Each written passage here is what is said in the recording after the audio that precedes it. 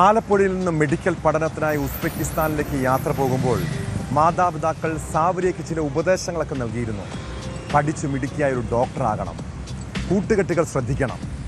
മലപ്പുറം സ്വദേശി സാദുറുളുമായുള്ള മകളുടെ സൗഹൃദത്തെക്കുറിച്ച് അറിഞ്ഞപ്പോഴേ വീട്ടുകാർക്ക് പല ആശങ്കകളും ഉണ്ടായി. എന്നാൽ മകൾ വഴിതെറ്റി പോകില്ലെന്ന് അവർ ഉറച്ചു വിശ്വസിച്ചു. എന്നാൽ മനസ്സിൽ ചതി ഒളിപ്പിച്ചാണ് സാദുറുൾ ചങ്ങാത്തം കൂടിയതെന്ന് തിരിച്ചറിയാൻ സാവരിക്ക് കഴിഞ്ഞില്ല. മതം മാറാൻ അയാൾ പലതവണ ആവശ്യപ്പെട്ടപ്പോഴാണ് കെണി മനസ്സിലായത്. മതം മാറാൻ തയ്യാറല്ലെന്ന് പറഞ്ഞതോടെ ക്രൂരമായ ആക്രമണം, ഒടുവിൽ കൊലപാതകം. സഹപാഠിയായ സാദുറിനെതിരെ ഗുരുതര ആരോപണമാണ് കുടുംബം ഉന്നയിക്കുന്നത്. സാവരിയയുടെ ദേഹത്ത് മുറിവുകളും ചതവുകളും ഉണ്ടായിരുന്നുവെന്നും റീപോസ്റ്റ്മോർട്ടം വേണമെന്നുമാണ് കുടുംബത്തിൻ്റെ ആവശ്യം.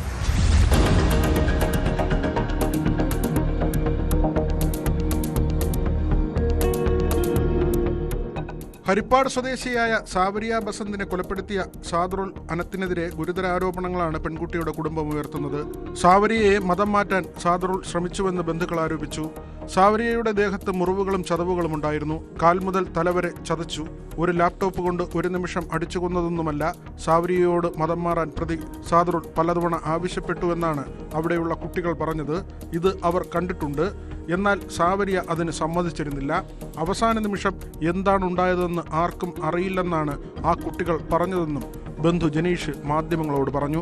കാലു മുതൽ തലവരെ ചതച്ചെടുത്തിട്ടുണ്ട്. ഒരു ലാപ്ടോപ്പ് കൊണ്ട് ഒരു നിമിഷം കൊണ്ട് അടിച്ചു കൊന്നതൊന്നുമല്ലത്. അപ്പൊ അവരെന്നോട് പറഞ്ഞത് വളരെ ബ്രൂട്ടലായിട്ട്, അത്രയും ബ്രൂട്ടലായിട്ടാണ് ഇത് ചെയ്തിരിക്കുന്നതെന്ന് പറഞ്ഞു.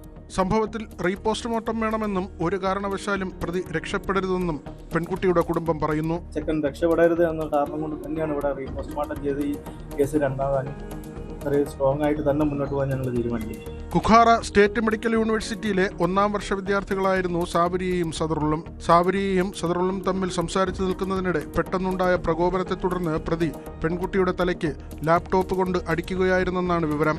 കഴിഞ്ഞ വെള്ളിയാഴ്ചയായിരുന്നു ആക്രമണം. തുടർന്ന് പ്രതി തന്നെ സാവരിയയെ അവിടുത്തെ മെഡിക്കൽ കോളേജ് ആശുപത്രിയിൽ പ്രവേശിപ്പിച്ചു. എന്നാൽ ചികിത്സയിലിരിക്കെ സാവരിയ ശനിയാഴ്ച മരിക്കുകയായിരുന്നു. മൃതദേഹം നാട്ടിലെത്തിച്ചിട്ടുണ്ട്. സംഭവത്തിൽ പിതാവ് ബസന്ത് ജില്ലാ പോലീസ് മേധാവിക്ക് പരാതി നൽകിയിരുന്നു. തുടർന്നാണ് പ്രതിക്കെതിരെ കൊലക്കുറ്റം ചുമത്തി ഹരിപ്പാട് പോലീസ് കേസെടുത്തത്.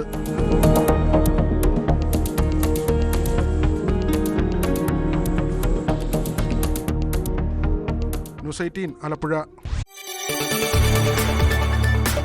കൂടുതൽ വാർത്തകൾക്ക് news 18 Keralam YouTube channel subscribe ചെയ്യുക.